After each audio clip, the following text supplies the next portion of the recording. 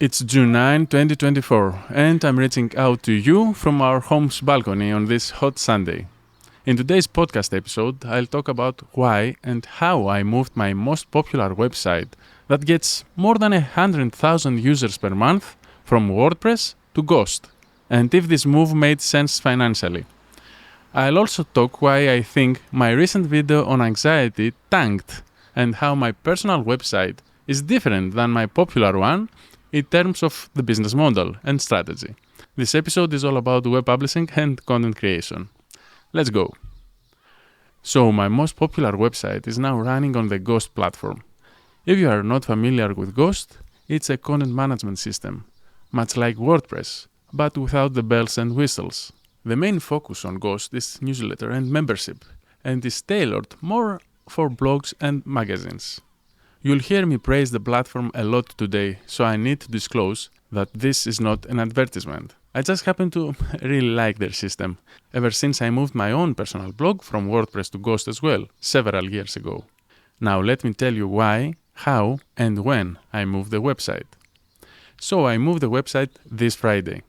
And by move, I mean I pressed the button and redirected all traffic from my WordPress installation to Ghost. The move, though, has started many weeks ago, as I had to migrate more than 1,000 posts to the new platform. I decided to do it on a Friday because of the expected low traffic during the weekend. Should anything very bad happen, I can quickly change the DNS settings back to WordPress and restore the website to its previous state. Changing content management systems and hosting environments does sound overwhelming and potentially scary. If I was starting out now as a web publisher, it would definitely terrify me. And we are talking about a website that is actually making money, a website that my livelihood depends on.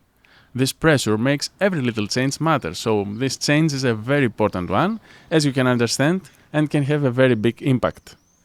For example, if I mess up, any minute of downtime directly leads to lost revenue and smaller salary for me. So I had to be sure everything goes as smoothly as possible. I chose to make the change during midday in Europe, as that means the day is just starting out in the USA. And I needed my American advertising partners to be up and working in case I needed their help. So I contacted them on Thursday to let them know of my intention to move to Ghost and that we needed to stay in touch during the migration. They were very eager to keep an eye on the change and suggested I contacted them as soon as the new website was running, which obviously I did. A few minutes later, they informed me that everything seemed to be working fine on their end, so at least I knew the website would still bring the revenue I was expecting. I also knew the website was operational on the other side of the Atlantic Ocean, which is the biggest market online, bringing a big part of the website's revenue. That was about the when I moved the website. Let's now see why I moved the website from WordPress to Ghost. This website of mine has been hit by recent Google algorithmic updates and dropped rankings in the search engine results. Most notably the helpful content update and the most recent March core update, which I've explained in another video. Although it wasn't hit as hard as others that lost millions of Google traffic overnight and their organic traffic went from millions to zero, I still lost about 60 to 70% of my organic traffic. The website had been on a small decline in organic traffic for months now, before these Google updates. The updates accelerated the decline and made me realize that I shouldn't live in a comfort zone and take my organic reach for granted. So since March, I'm on a path to recover my website's search engine rankings from Google updates and bring back the lost traffic. At this time, I managed to pause the drop in traffic. Well, actually, my organic traffic coming from Google now is at 35%, down from last year, so that's an improvement from the 60% decline. But there's still a lot of room for improvement. One of the ways to recover the website is by improving the user experience. Why? Well, because that's a signal for Google to rank the website higher. While the content itself should be helpful for the users and should make them stay on the website and explore more pages, they simply won't do that if the website runs slow and doesn't offer a pleasant user experience overall. So one of the things I have focused on is improving the web design and functionality of the website. I quickly realized that this will be very important work and not an easy task. The website has been running on WordPress ever since I launched it in 2010, and while it started with a basic built-in theme, I changed its layout a few times over the years. However, the website's theme hasn't been a modern one, and reminds me of websites built 5 years ago. So I knew I had to find a new, more modern WordPress theme. I didn't even bother searching for one though. As a web publisher for 20 years now, I have bought many themes and templates for my WordPress websites. I could easily install one of them and bring the website up to speed with modern layouts. But these themes are usually very heavy on WordPress, offering too many features that we end up not using. I knew I wanted a simple layout that encouraged people to read and, most importantly, subscribe to the newsletter. Yes, the newsletter. Yeah, I'll get to that, as I'm also shifting the business plan with this move to Ghost. So my thinking was this. Say I installed the best, fastest, lightest WordPress theme I could find. I would then need to set up a newsletter with subscribe forms, and then use a third-party newsletter software to run the newsletter. I would end up running a website and a newsletter. Ghost offers these two in one solution. I would not need to set up subscription forms as these are built in natively. I would also run the newsletter through the website, eliminating the need of a third-party platform, which I had been using just for getting the email addresses of people who decided to sign up to my non-existent newsletter at the time. Something I should have done many years ago, given the traffic this website had. I would have created a mailing list that would have grown by 5,000 people every year. Well, live and learn, I guess. So it all came down to making the most of my time. Finding and installing a new theme would probably take me a few hours. I had to figure out if all the WordPress plugins work well with a new theme. And then I would have to place the subscription forms, link the third-party software, and so on. Given I had already made my mind to use one of Ghost's native themes, all this work would be already done if I decided to move to Ghost. Yet, the time I'm gaining is lost in migrating and moving 1,000 posts to the new platform.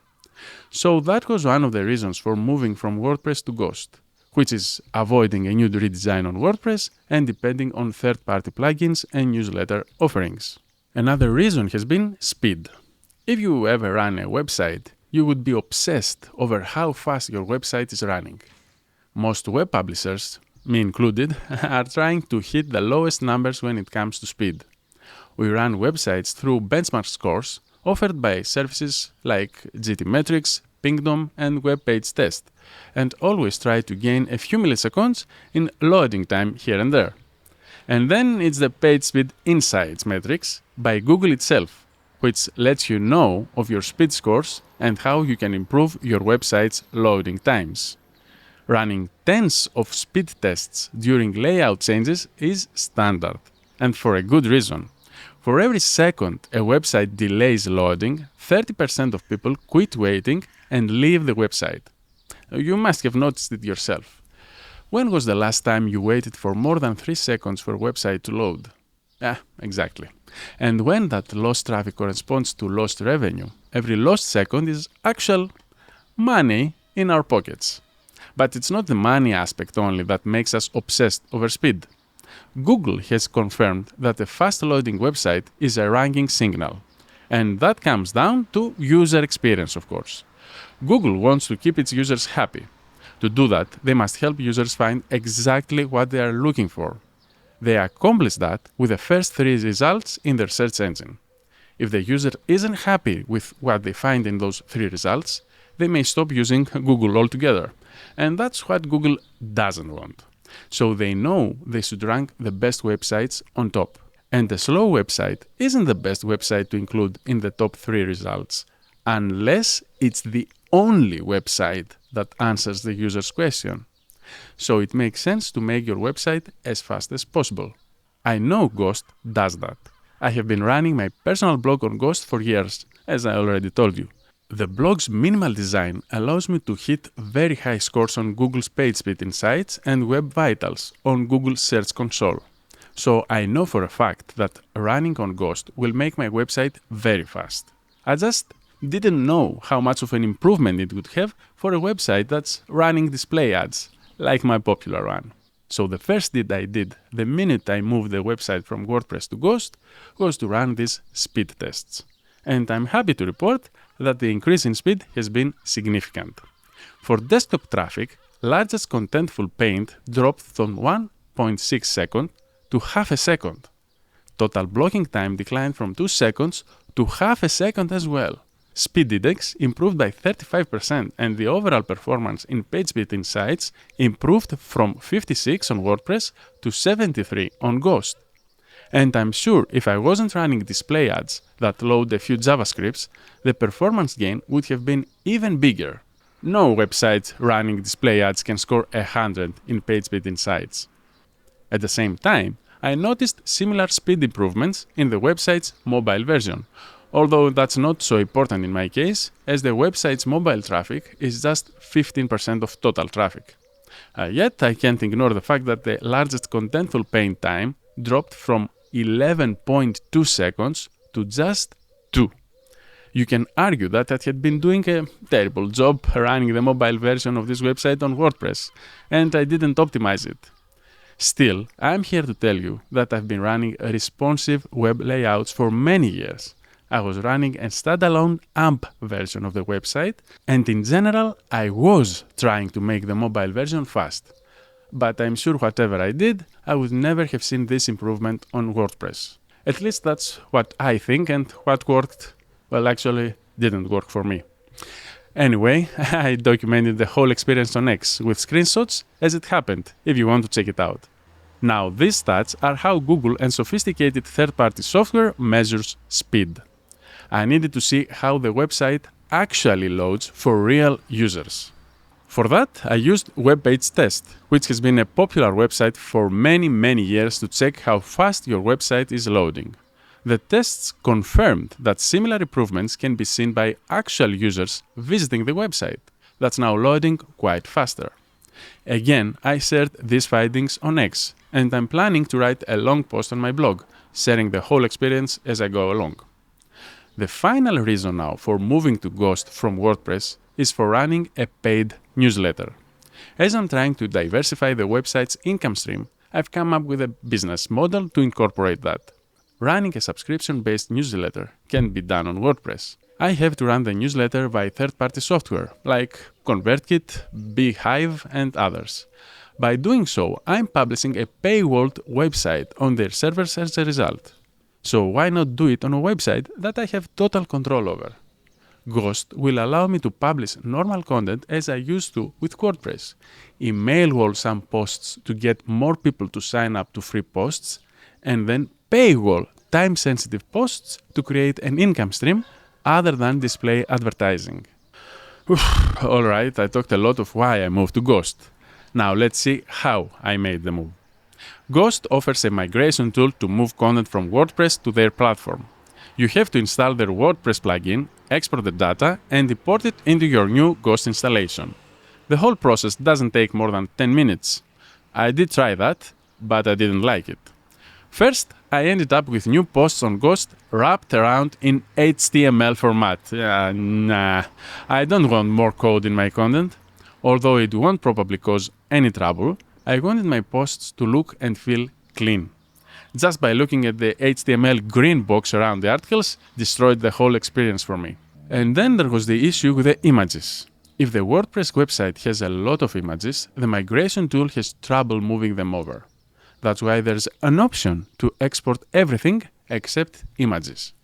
I did both. As expected, exporting with images failed, so I knew I had to move images manually. And since I would do that, why don't I move everything manually, I told myself. And that's how I moved this website from WordPress to Ghost. I copied and pasted 1,068 articles by hand, one by one. When I first started out, I copied titles, descriptions, text, author and date data along with images. It was taking me about an hour to move 20 articles. I quickly figured out that I would need at least 50 hours to move everything. If I was going to spend 5 hours a day for this task, I would need 10 days. But I was very curious to know if the move actually made sense long before that. So I changed my strategy. After moving 100 articles that were getting most of the traffic, I began copying only the text for the remaining articles. Here's what I was thinking. Once I have the most popular articles fully moved to Ghost and everything else copied with only text, so that people still end up reading something, I could then redirect from WordPress to Ghost for a weekend and have the first verifiable data of how the new website performs. The data I have shared with you before, like how fast the website is loading. I knew that this would lead to broken images and a few errors, but before I invested 50 hours of my time to this, I wanted to have confirmation that it will work. And this is the weekend that all this testing takes place. So for the next 900 articles, I copied only the text, and while the images were also copied, by the time I changed the DNS settings, the images would no longer work, as they were pulling from the WordPress server. This would result in 404 errors and broken images, but I could live with that as long as the most popular articles were loading fine, having moved the individual images of them. It was now taking me an hour to copy 100 articles instead of 20. I could move 5 times more content this way, so in total I must have spent about 15 to 20 hours for moving the website over to the Ghost system. That's much better than spending 50 or 60 hours and then finding out that the website ran slower or there was a problem that I couldn't predict. Now that the website is running on Ghost and I have confirmed the website is running a lot faster, I can begin moving the images over to Ghost for the remaining articles, since I'm almost sold on making the move permanent. And while I'm doing it, I'll keep an eye on Google Analytics data to see how visitors use the new website. Do they stay longer? Are they visiting more pages? Do they scroll to the bottom more than before? All this data is meaningful, not only for me, as a web publisher improving the website, but also for Google, who considers these metrics as signals for ranking the websites. So if this data also shows improvement over WordPress, there's no reason to go back, and I'll keep the website running on Ghost. I'll kill more than 2 birds with one stone by moving from WordPress to Ghost. Now, what about the financial aspect of moving the website to Ghost from WordPress though? After all, we are all out here trying to make money online. I happen to do it nowadays by running a business of publishing websites and content online. I run my WordPress websites on WP Engine. This is a managed hosting service, meaning I don't have to deal with much things on the back end of running a WordPress website. The most important thing for me when it comes to managed hosting is that whenever something unexpected happens to the website, I can fire up their chat and they solve the problem. Before that, I used to spend hours on forums and websites trying to find what was wrong and what part of the code was messing up the website, costing me time and money. Now, I just tell them the website isn't loading properly and they go on and fix it for me. Total lifesaver.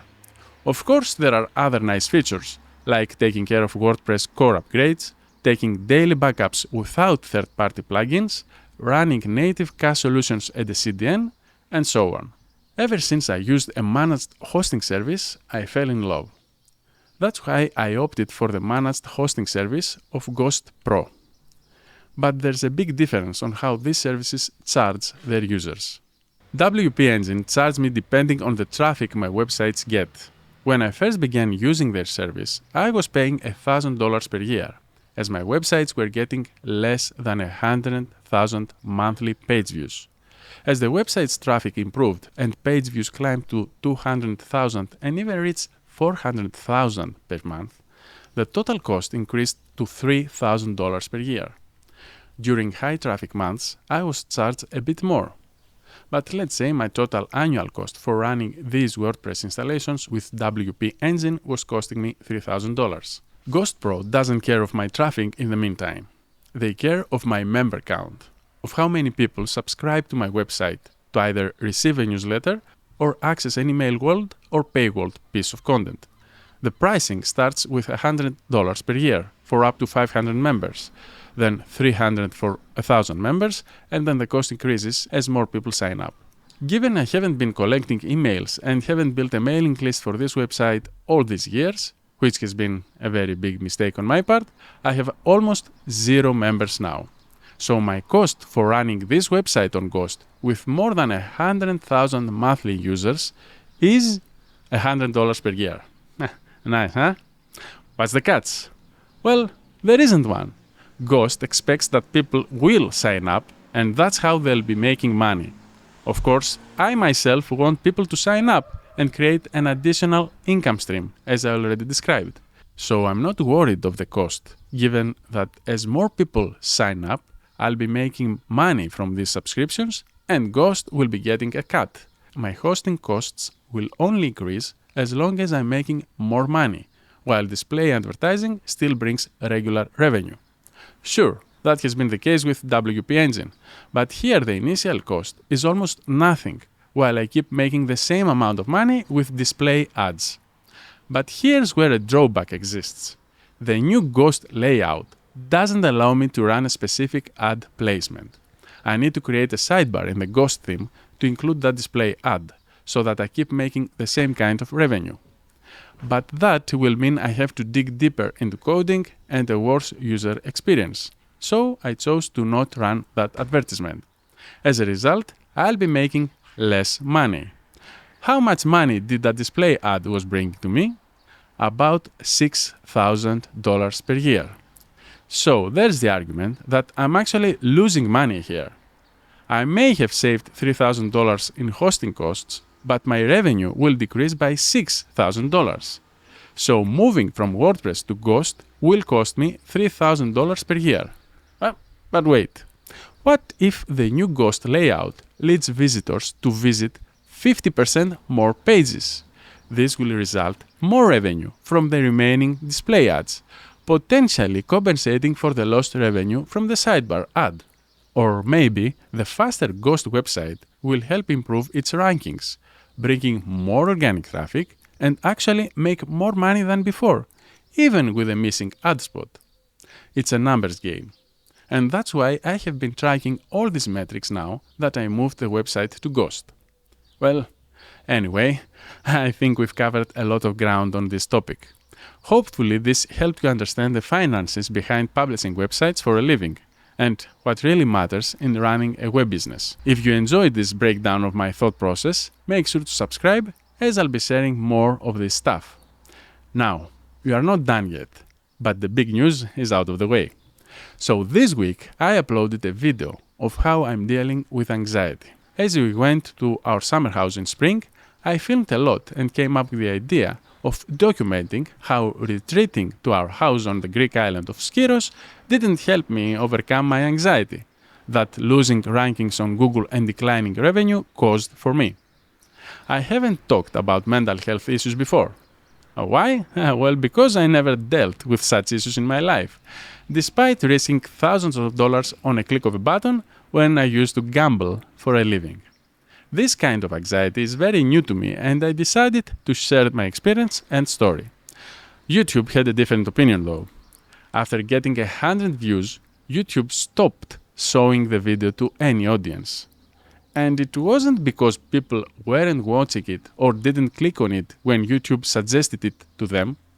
Both click-through ratio and average watch time are better than my average video performance. So these stats should tell YouTube that people choose to watch and engage with my video. Yet YouTube chose otherwise and completely ignored my video the day after I uploaded it. Why is that? Is that because I'm not an expert in mental health? Is it because mental health is a sensitive topic? Is it because I talk quite a bit in Greek in that video, despite including subtitles? I honestly don't know. Maybe by the time you listen to this podcast, the situation changes and YouTube has begun promoting the video to people. But for the time being, I have no idea why that happened. And of course, it's a video that I thought people would enjoy more than these podcast episodes. It turns out I was wrong, and I need to listen what the algorithm is telling me. In fact, that's why you are listening to me today, as I've noticed these talking head podcast videos of mine get more views than some of my highly produced documentary-style videos that I spent a ton of time on. Anyway, I'm experimenting at this stage, so any feedback is most welcome, so let me know in the comments what you think. Moving on, we go back to my web publishing business. You must have realized by now that my popular website isn't my personal website. My personal website has nowhere near the traffic that my popular website has, and I've moved to Ghost. That website has an audience, but lacks a product. That's why I'm creating an income stream with the help of Ghost. In effect, I'm building a product, paywalled content. At the same time, my personal website doesn't have an audience. I don't have an audience.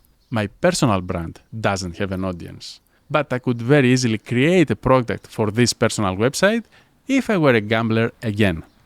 Now that I've learned so much about marketing and sales over the previous months, I know exactly what I would do if I was still betting on sports or played poker.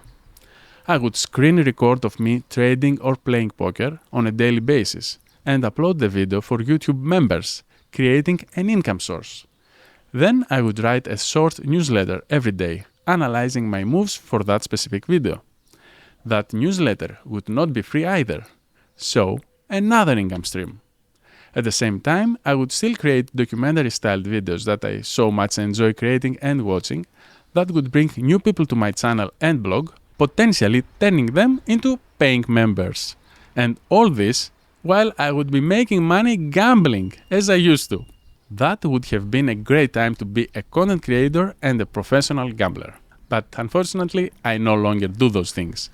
I have had some thoughts of going back to playing poker or trading cryptocurrencies and follow that business model. But for the time being, my focus is recovering my main website. That's my plan A. Once that's taken care of, I can start working on plans B and C. Well, I shared of these thoughts with my newsletter subscribers. If you are interested in this kind of stuff, make sure to visit my blog and subscribe to my newsletter. I'll have a link to the episode's description. That's all from me for now. See you all next Sunday.